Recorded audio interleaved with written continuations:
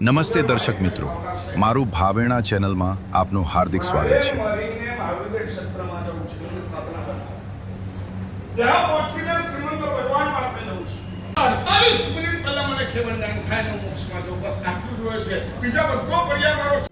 આ સાહેબજીની વાતો સાવ ખોટી છે। અમારા સંઘમાં આજે અમારા 1100-1200 માણસોનો સંઘ છે, બધા જ એમની સાથે છે। કોઈ સાવ વાત ખોટી કરી અને શા માટે બધા મારી સ્વામીના ભગવાન વખતે પણ પાખંડીઓ હતા આવા તો, પણ આ વાતો ખોટીને શા માટે બધું ઉછાળ કરી રહ્યા છો? સાહેબ ગુરુ ભગવાન તો એવી વાતો કરીને ક્યાં જઈને છૂટશો તમે? કશું કોઈ વાત નથી। અમારા આજે વ્યાખ્યાનમાં પણ એટલું જ પબ્લિક આવે છે, આંબેડકરમાં પણ એટલું પબ્લિક આવે છે, કોઈ અમને તકલીફ નથી। સંઘના કોઈ ભાઈ બહેનોને કોઈ તકલીફ નથી। અને આ બહેનો બધા જઈને ત્યાં આગળ બેસે છે પોલીસ ચોકીમાં, એ બધું શોભતું નથી। આ કરવું ન જોઈએ કામ આપણે। અને આપણે ગુરુ ભગવાનની તો આપણે આ શાસનની હેલના કરાય આ બધી, અને આપણે તો ગુરુ ભગવાનનો આપણા ગુરુ ભગવાન છે, એમના આશીર્વાદ લેવાનો કે હેલના કરવાની હોય? આ બધું શોભતું નથી તમને। અને આજે અમારા સંઘમાં તો અમારા બધા જ અમને બધા સાહેબજીને સપોર્ટ આપી રહ્યા છે, બધા સંઘમાં સાથે રહીને બધા કામ કરી રહ્યા છે, અને અમારી પ્રતિષ્ઠા એકદમ વાસ્તે ગાતે ધામધૂમથી થશે। અમે કોઈ બાબતમાં છેલ્લા કેટલાક સમયથી મને લઈને કેટલાક માણસોએ એક વિવાદ ઊભો કર્યો છે। એમાં આજે મને ખબર પડી કે કેટલાક બહેનો પોલીસ કમિશનર પાસે ગયા હતા। એની ઊંડાણમાં ગયો એટલે તરત મને ખબર પડી કે કેટલાક વિહારમાં વ્હીલચેર વગેરેમાં જતા બહેનોનું એક ગ્રુપ છે, એ ગ્રુપમાં એવો મેસેજ આવ્યો। પહેલી તો અહીંથી જ ખોટી વાત રજૂ થાય છે કે તમારે વિહાર સેવા ગ્રુપ એવું બોલવાનું નહીં, તમારે એવું બોલવાનું જૈન શાસનની રક્ષા માટે અમે જઈએ છીએ અને અમે જૈન શ્રાવકને શાસનની શ્રાવિકાઓ છે। અને ત્યાર પછી એ લોકો પોલીસ કમિશનરની પાસે જઈને એકાદ નિવેદન આપ્યું અને એ સમાચાર મને મળ્યા। એટલે મારે એમને એવું કહેવું છે, તમે ક્યારે મને મળ્યા છો? શું વાત થઈ છે એ તમને કંઈ ખબર છે? કઈ રાજનીતિ ચાલી રહી છે એની તમને જાણકારી છે? મને ક્યાંય મળ્યા નથી, મને કશું થયું નથી, અને છતાં તમે મારા વિશે અભિપ્રાય આપો। આ જૈન શાસન કે તમારો આત્મા કેવી રીતના કબૂલ કરી શકે કે તમે કોઈ પણ આક્ષેપને સ્વીકારીને એ અંગે પોતાનો જજમેન્ટ પણ આપો? અને આ સંઘની સ્થાપના 5 વર્ષ પહેલાં પ્રભુની કૃપાથી અમારા દ્વારા થઈ। ત્યાર પછી સુંદર અદ્ભુત દેરાસરનું નિર્માણ થયું, ઉપાશ્રયનું નિર્માણ થયું, અને લગભગ આજથી 4-6 મહિના પહેલાં અહીંના સંઘના તમામ ટ્રસ્ટીઓએ ઠરાવ કરીને મારી પાસે ઉજ્જૈન આવ્યા હતા કે સાહેબ પ્રતિષ્ઠા કરવાની છે, આપ મુહૂર્ત આપો, 2-3 મુહૂર્ત આપો, એમાંથી આપણને જે અનુકૂળ લાગે એ મુહૂર્તમાં પ્રતિષ્ઠા કરશું। અને ત્યાર પછી મેં મુહૂર્ત આપ્યા। પછી મુહૂર્ત એ લોકોએ ફિક્સ કરીને વધામણા કરવા માટે સંઘમાંથી 2 બસ ભરીને પાશુપુરમ તીર્થમાં આવ્યા હતા અને એમને મુહૂર્ત વધામણા કર્યા। અને ત્યારે જ મને વિનંતી કરી કે સાહેબ પ્રતિષ્ઠા વૈશાખ સુદ સાતમ 23 તારીખે કરવાની છે એપ્રિલના, તો તમે ઓડી માટે વહેલા પધારો તો જે પ્રતિષ્ઠા અંગેના કાર્યો આપણે સરસ કરી શકીએ। અને ત્યારે ઉજ્જૈનમાં જ અમે નક્કી કર્યું હતું કે ગુરુદેવ અશોક સાગર સુરેશ્વરજી મારા સાહેબ, જે મારા પરમ તારક ગુરુદેવ છે, એમને આપણે વિનંતી કરશું અને એ પધારશે। એમને સંમતિ આપી હતી અને સાહેબજી પણ પધારી રહ્યા છે અને હું પણ અહીં આવી ગયો। અહીં આવ્યો એ દરમિયાન ટ્રસ્ટીઓએ ફરી પાછી મિટિંગ કરી હતી અને એમાં 15 ટ્રસ્ટીઓ સહી કરી કે આપણે એમને બોલાવવાના, આપણે વિનંતી કરી છે। એ ઠરાવની કોપીઓ મારી પાસે છે। અને ત્યાર પછી હું અહીં આવ્યો, સરસ રીતે ભવ્યતાથી સામેલ થયું, ભગવાનનો પ્રવેશ થયો। અત્યારે ખૂબ સુંદર પ્રવચનો ચાલે છે, 350થી ઉપર માણસો આવે છે, 200-250થી વધારે આંબેલ તપની ઓળી અને આંબેલો થઈ રહ્યા છે। સંઘમાં બિલકુલ સરસ મજાનો માહોલ છે, જે વર્ષોથી હતો એ જ માહોલ, એ જ લાગણીઓ અને એ જ ધર્મ આરાધના અંગેનો ઉત્સાહ જોવા મળે છે। પછી અચાનક આવું કરવાનો મતલબ શું? 2 દિવસ પહેલાં 6-7 છોકરાઓ આવીને પણ અહીંયા આવું કંઈક શું કરી ગયા, છમકલું કરી ગયા, અને મીડિયામાં ગમે તેમ છપાયું કે પથ્થરમારો થયો। આખો સંઘ એ ઘટનાને નિંદે છે। સંઘે એનો ખુલાસો પણ પોતાના ગ્રુપમાં કરી દીધો છે અને આજે પણ આવી ઘટના થઈ। હકીકતમાં ચતુર્વેશી સંઘ એ અમારો મા બાપ છે, સાધુના શ્રાવક અને શ્રાવિકા અમારી મા બાપ છે। એમને સત્ય જાણવા માટે પણ પહેલાં એકવાર આવવું જોઈએ, અમને મળવું જોઈએ, વાત જાણવી જોઈએ અને પછી એમને કોઈ પણ વાતની રજૂઆત કરવી જોઈએ।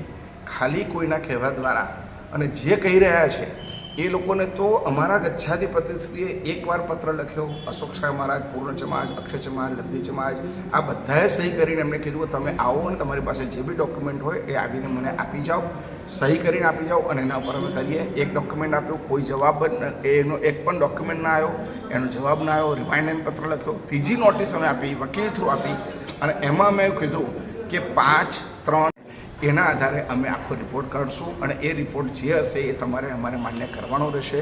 એ રિપોર્ટ એ લોકોએ કશું ના આપ્યું. છેલ્લે એમને જે મોકલાયેલા ફોટા હતા એ ફોટાને અમે FSLમાં મોકલ્યા અને એનો રિપોર્ટ આવી ગયો અને એમાં સ્પષ્ટ લખી દીધું કે આ બધા ફોટાઓ આવી રીતના કરવામાં આવેલા છે, મેન્યુપ્યુલેટેડ છે.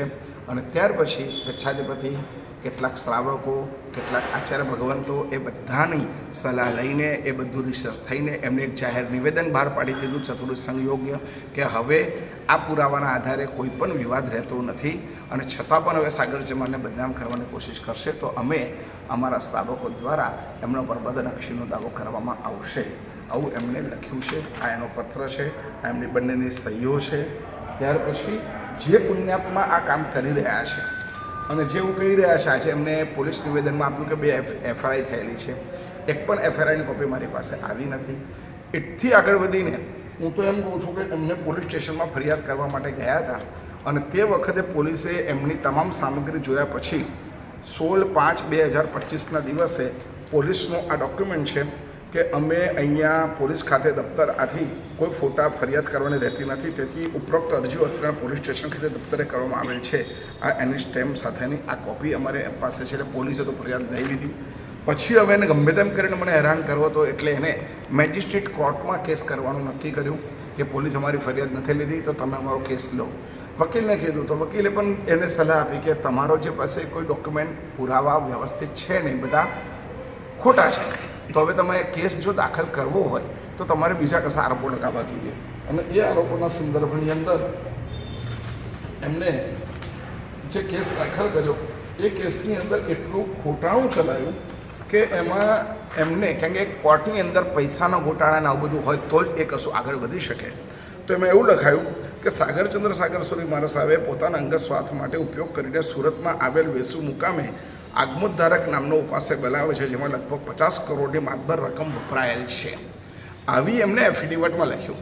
એવી રીતના બીજા કોકણમાં, પાશુપુરમ તીર્થ, બીજા બધા તીર્થો અંગે પણ એમણે એવું લખી દીધું કે કરોડો રૂપિયા આવી રીતના વપરાયા છે.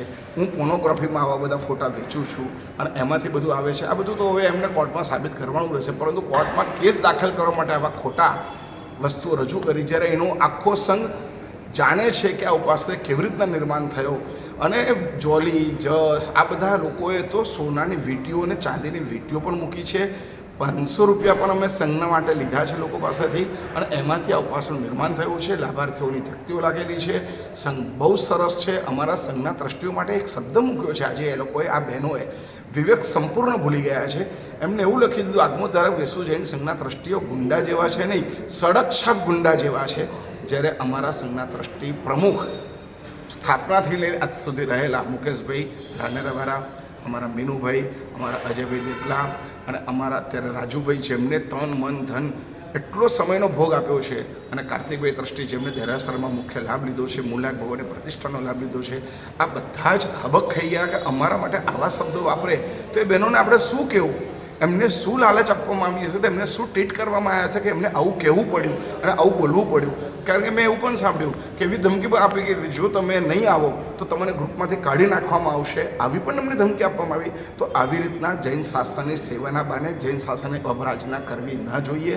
અને જે ભાઈ આ કેસ કર્યો છે એના માટે તેના સંઘના ટ્રસ્ટીને પ્રમુખે આ નિવેદન બહાર પાડ્યું છે કે એ જ જગત પરીખ જેમને ગયા વર્ષે અમદાવાદ ક્રાઇમ બ્રાન્ચે ધરપકડ કરી જેલમાં પૂરેલો, કેમ કે બીજે મેડિકલ કોલેજના 95 નિર્દોષ ડૉક્ટરોના ખોટા રિટર્ન ફાઇલ કરી દીધા હતા. આવા ક્રિમિનલ માણસને જૈન શાસન સુકાન કેવી રીતના સોંપાય? વિશ્વનંદીકર જૈન સંઘને, રાજનગર જૈન સંઘોનો તેમજ સર્વધર્મી ભક્તોનો સહયોગની જરૂર છે. એટલે એ માણસની રેપ્યુટેશન શું છે એના સંઘમાં, એ પણ આ છતી કરે છે. અમારા આચાર્ય ભગવાન કીર્તિશ સુરેશ્વરજી મારા સાહેબ ઉપર પણ 12-15 વર્ષથી આ કેસ કરી રહ્યા છે, કોર્ટમાં ધકેલી રહ્યા છે. અમારા ગચ્છિયતપતિએ જ્યારે નિવેદન આપી દીધું અને અમારા શિષ્યો જ્યારે અમારી સાથે છે, અમારા ભક્તો અમારી સાથે છે, આ સંઘ અમારી સાથે છે, આખો સંઘ ચાહે છે કે પ્રતિષ્ઠા કરવાની, તો આવી રીતના ફાલતુ શાસનની અવરાજના કરવી ન જોઈએ અને ખોટા પાપો બાંધવા ન જોઈએ, એવી અમે ખાસ